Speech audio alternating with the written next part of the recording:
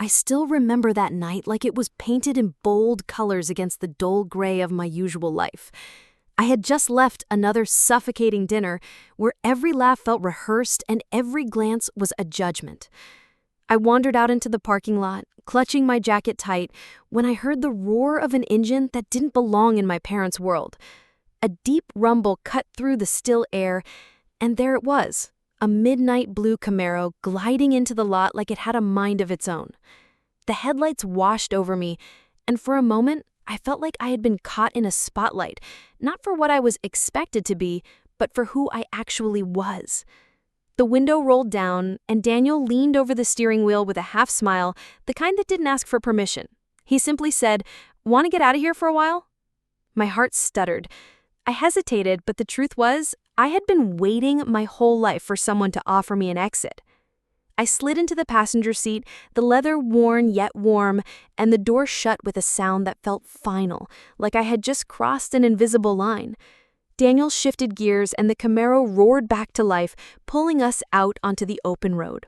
The city lights shrank behind us, replaced by the endless dark of the Texas sky sprinkled with stars. Wind whipped through the open window, tugging at my hair, and for the first time in years, I laughed without worrying if someone thought it was too loud, too sharp, or too out of place. Daniel glanced over at me, his eyes catching bits of neon from passing signs. "So, tell me, what are you running from?" I didn't answer right away. I stared at the horizon stretching endlessly in front of us and whispered, "Maybe I'm not running. Maybe I'm finally starting." He grinned, topping the steering wheel in rhythm with the country song humming low on the radio. He told me about his life, not dressed up, not sugar-coated. He worked long hours at a garage, fixing engines that screamed louder than most people he knew. He lived in a small apartment above the shop, smelled of motor oil more often than cologne, and dreamed of one day owning a place of his own. There was no polish in his words, but there was a kind of honesty I had never been offered before. He said, "Freedom isn't about being reckless, it's about being real." That hit me harder than I wanted to admit. I thought about every dinner table where silence was safer than honesty, every party where smiling was required, and I realized how hollow it had all been. We pulled into a quiet roadside diner, the kind with flickering neon signs and coffee that tasted like it had been brewed hours ago. We slid into a booth and Daniel ordered fries without asking if that was acceptable. I laughed again, surprised at how natural it felt to be with someone who didn't treat me like a reflection of anyone else. Between bites, he leaned in and said softly, "You look like someone who's been holding her breath for too long." He wasn't wrong. Sitting there, the sound of trucks rumbling past on the highway outside, I felt my chest rise and fall in a rhythm that wasn't controlled by anyone but me. I wasn't the shadow of my sister. I wasn't the disappointment of my parents. I was just a girl sitting across from a man who saw me, really saw me. When he drove me back later that night, the Camaro idled softly, headlights cutting across the quiet street. I lingered, my hand on the door handle, not wanting to return to the world that felt smaller than the diner we had just left. He leaned over and said, "Anytime you need to breathe again, you know where to find me." I nodded, stepping out, but the echo of that promise followed me inside. That night, lying awake in my room, the sound of that engine still in my ears, I realized something had shifted. The world I had known was closing in, but the road Daniel offered was wide open, and for the first time, I wanted to take it. I had barely stepped out into the cool night air when the sound of an engine broke through the silence. It was not the polished hum of the cars my parents drove. No, this was louder, rougher, like it belonged to someone who didn't care about blending in. A midnight blue Camaro slid into the lot, headlights cutting across the cracked pavement, and my breath caught when the window rolled down. Daniel leaned out, his grin half daring and half invitation. He didn't say much, just 4 words that seemed to tear through the walls I had built around myself. "Want to get out of here?" My hand hesitated on the strap of my purse, but the truth was, I had been waiting for a chance like this, a way to escape the suffocating expectations that clung to me like a second skin. I opened the door and slipped into the passenger seat, the worn leather brushing against my arm as the door shut behind me. It felt like a decision had been made, one I couldn't take back. Daniel shifted gears and the Camaro roared to life, pulling us out onto the open road that stretched across the Texas night. City lights disappeared in the rearview mirror, swallowed by the horizon, and the stars above seemed sharper, almost daring me to look up instead of down.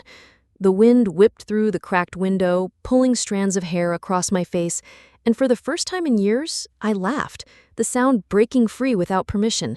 Daniel glanced over, his profile lit by neon signs flashing past, and he asked, "So what are you running from?"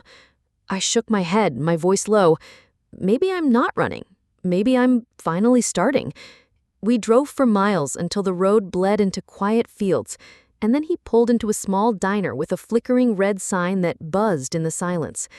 Inside, the stale coffee smell still felt warmer than any chandelier-lit dining room. We slid into a booth, and Daniel ordered fries like it was the most natural thing in the world.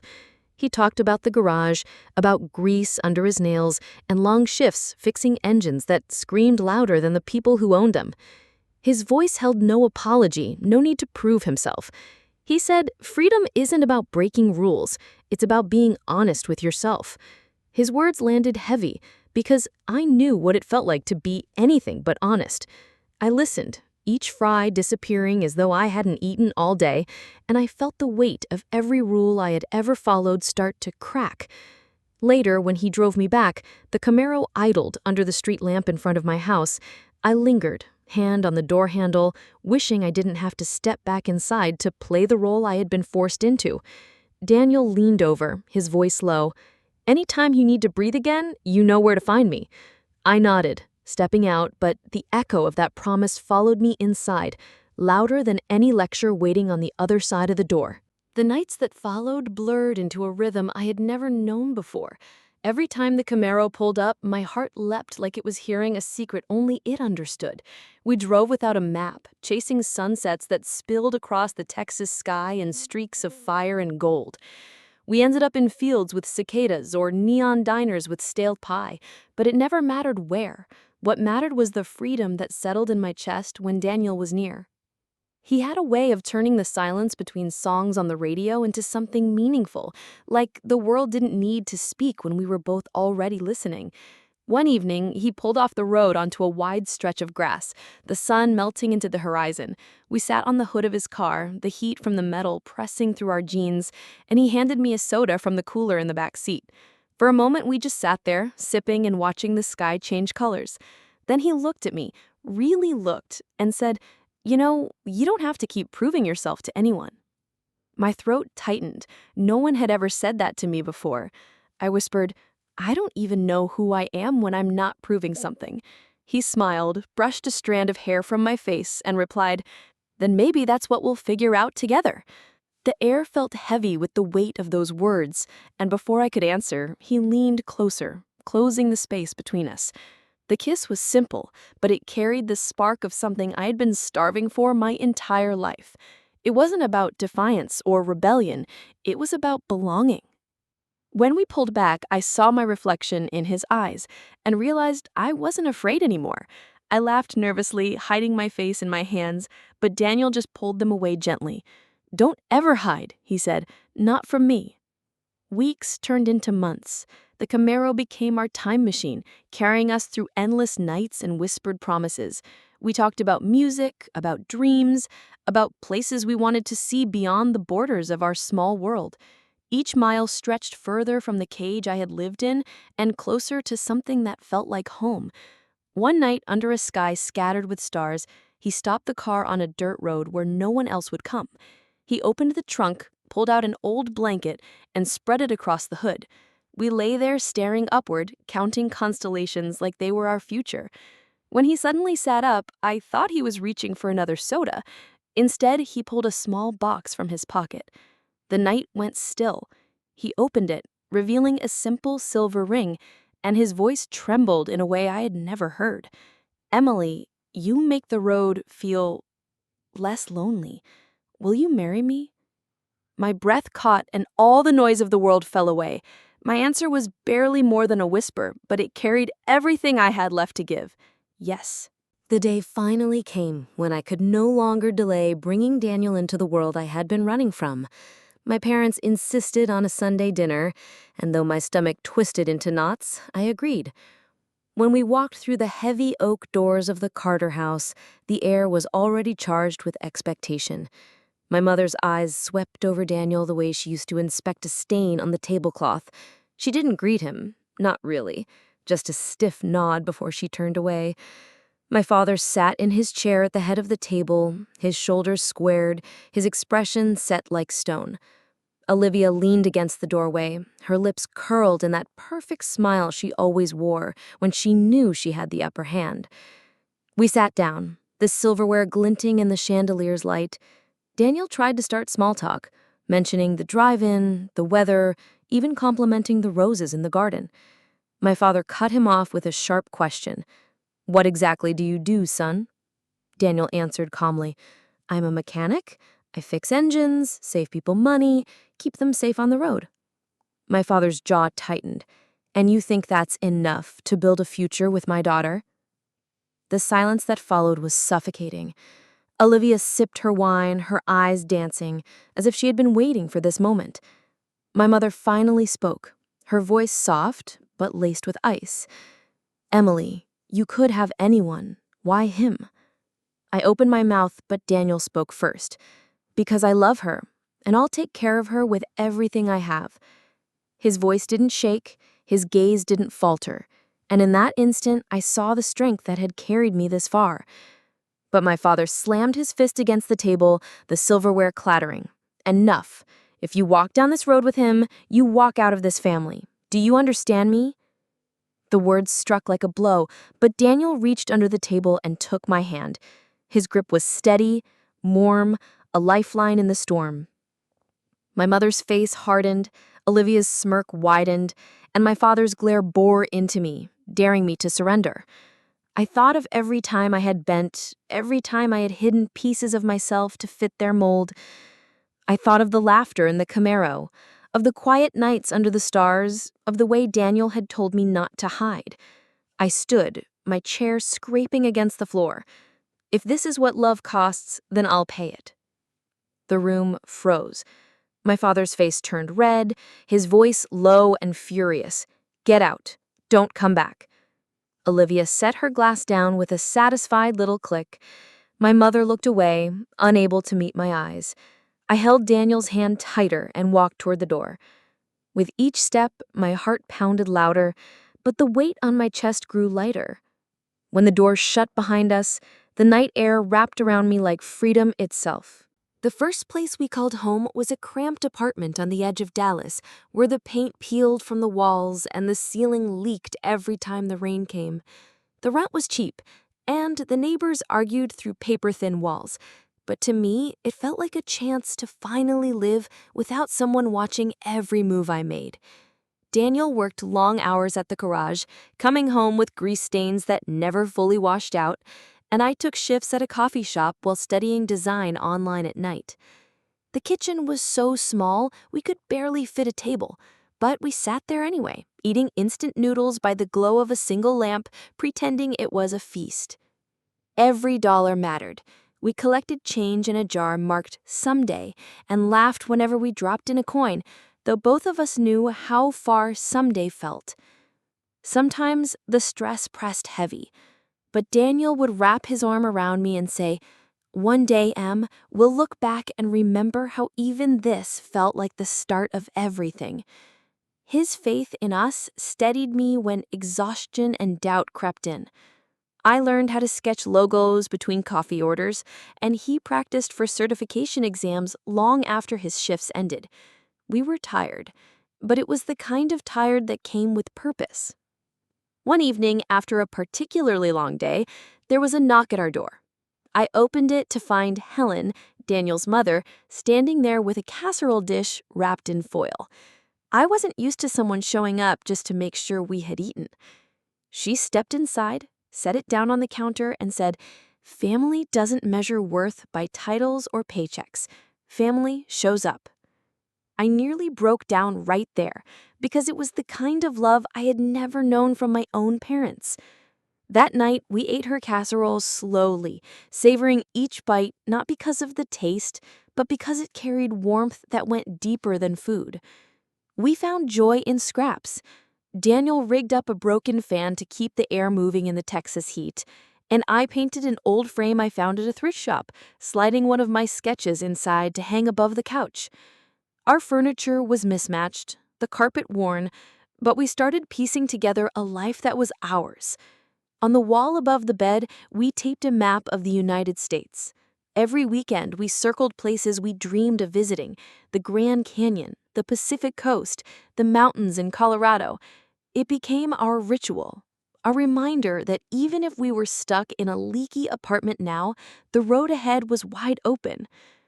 Sometimes, at night, when the rain tapped against the window and the sound of passing trains rattled the glass, Daniel would pull me close and whisper, "This is just the beginning." And even though our world was small, I believed him, because for the first time in my life, I wasn't living someone else's plan. I was living mine. The years blurred together, each one pulling us further from that leaky apartment and closer to the life we dreamed about. Daniel studied late into the night, grease still on his hands from the garage, flipping through manuals until his eyes grew heavy. The night he walked through the door holding his certificate, I knew something had shifted. His grin was boyish, his voice unsteady when he said, "I did it. I passed." That piece of paper opened the door to a performance auto shop, a place where his skill finally met the kind of work he loved. He came home smelling of polished chrome, his clothes streaked with oil, but his pride lit the room brighter than any chandelier I had ever grown up beneath. For me, long evenings, sketching and clicking away on my old laptop finally paid off when a local ad agency gave me a chance. It wasn't glamorous, but it was mine. For the first time, I walked into an office where people listened when I spoke. Deadlines came fast, sometimes overwhelming, yet every finished project felt like proof that I was more than the quiet shadow I had been told to be. We worked opposite hours, often meeting only for hurried breakfasts or sleepy kisses before bed, but those fragments of time carried us. They reminded us why we were doing all of it. 3 years passed before we had enough saved to sit across from a realtor and sign papers. I still remember the pen in my hand shaking as I wrote my name.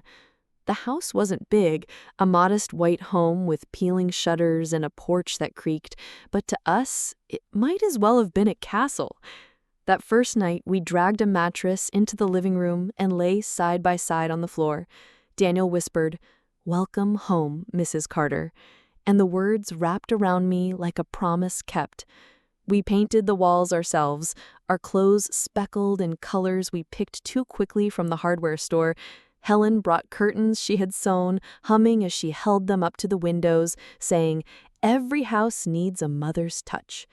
Neighbors stopped by with cookies and lemonade, calling us by name, and I found myself smiling back without the fear of being judged. On weekends, we sat on the porch drinking sweet tea, watching kids race spikes down the street, the setting sun glowing warm against the wood beneath our feet. Sometimes Daniel would grab the keys and we would escape again in the Camaro, wind rushing through the windows, music too loud, laughter spilling into the night.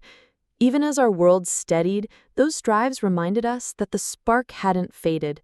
We had fought for this life, piece by piece, and now every creak in the porch, every nail in the wall, every photograph we hung was proof.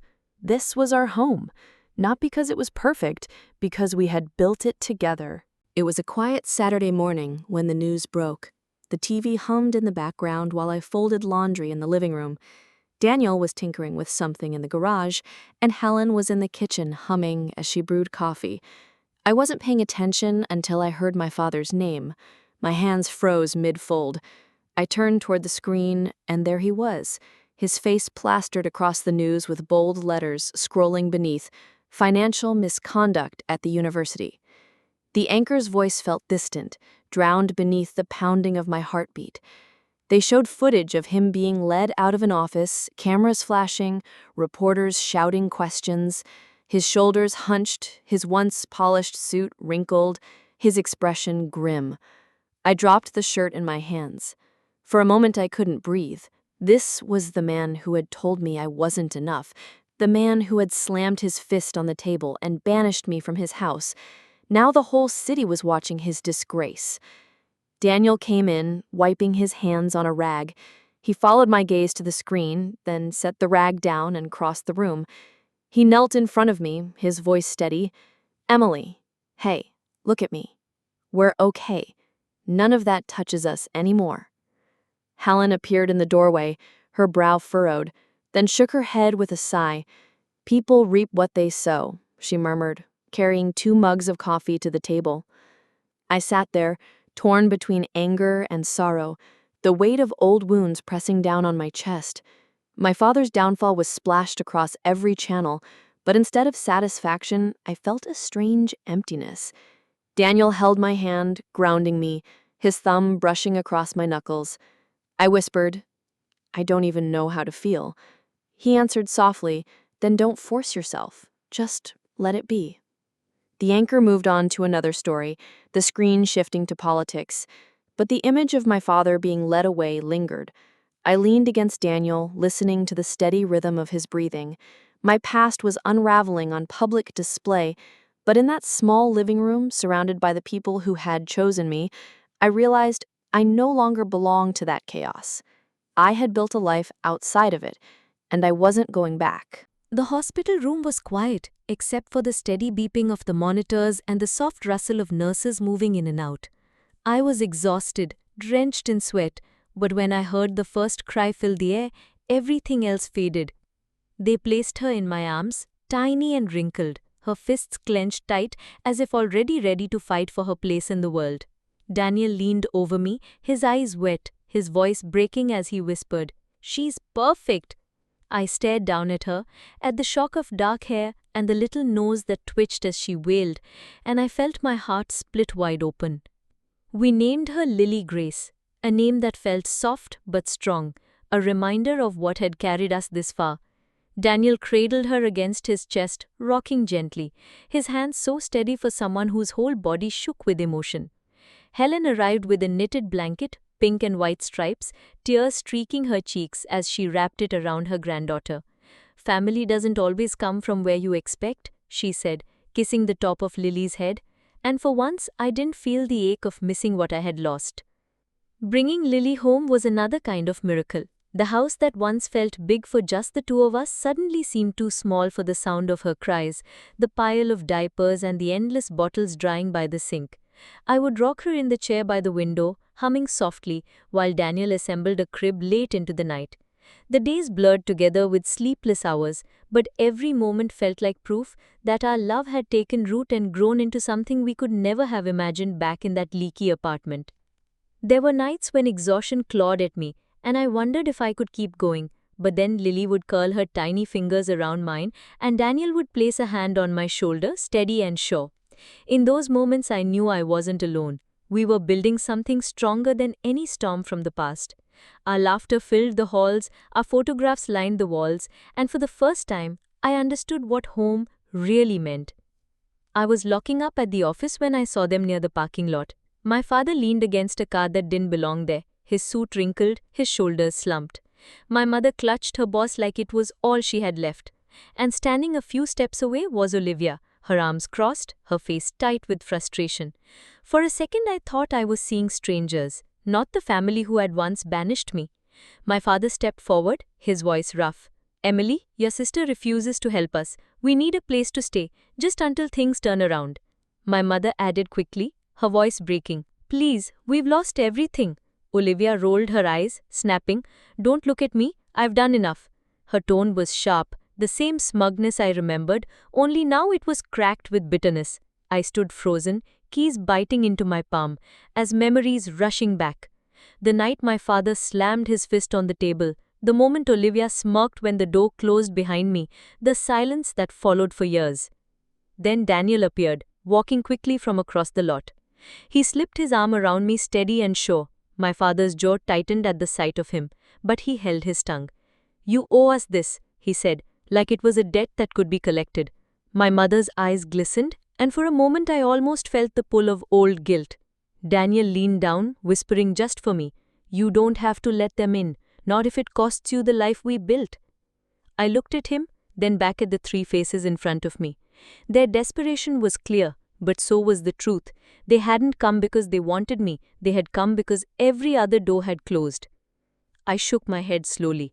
"The night I left, you told me never to come back. You made sure I understood." My father opened his mouth, but no words came. Olivia scoffed, muttering something under her breath, and my mother's tears spilled down her cheeks. I tightened the grip on Daniel's hand, turned away, and walked with him towards our car. Behind us, the lot fell silent, but inside me, there was only clarity. That night, when the house finally grew quiet, I stood on the porch and let the warm Texas air settle over me. Inside, Lily's soft laughter floated from her room as Daniel read her a bedtime story, his voice rising and falling with the kind of tenderness I had never known growing up. I leaned against the wooden railing, staring at the small patch of stars that peeked between the rooftops, and thought about the faces I had left behind in that parking lot. My parents had once sworn I wasn't their daughter if I chose love over their approval, and now they stood outside begging for a place in the life they tried to erase. The irony burned, but what lingered more was the certainty that I had finally broken free. Daniel stepped out beside me, slipping his arm around my waist. "You did the right thing," he murmured. I rested my head on his shoulder, the weight of years of doubt lifting just a little more. Through the window, I could see the drawings pinned to the fridge, the blanket Helen had made draped over the couch, the photo of us holding Lily in the hospital. That was my family, not the people who had turned me away, but the ones who had stayed and built a life with me, brick by brick. I thought about every mile in that Camaro, every night in the leaky apartment, every sacrifice we had made to stand here now. The journey had been hard, but it was ours. I whispered, "Maybe freedom isn't about leaving something behind. Maybe it's about knowing where you truly belong." Daniel squeezed my hand, his smile soft in the dark. "And you belong right here," he said. As Lily's giggle drifted out again, I felt the truth settle deep in my chest. Family is proven in casseroles at midnight, in hands that steady you when you shake, in voices that remind you to breathe when the past tries to drag you under. That night, I knew I had drawn the line for good. If you've ever been told you weren't enough, let this be a reminder. You have the right to choose your family, to set boundaries, to build a life that makes you whole. And if my story reached you tonight, stay with me, because there are more journeys, more battles, and more victories worth sharing.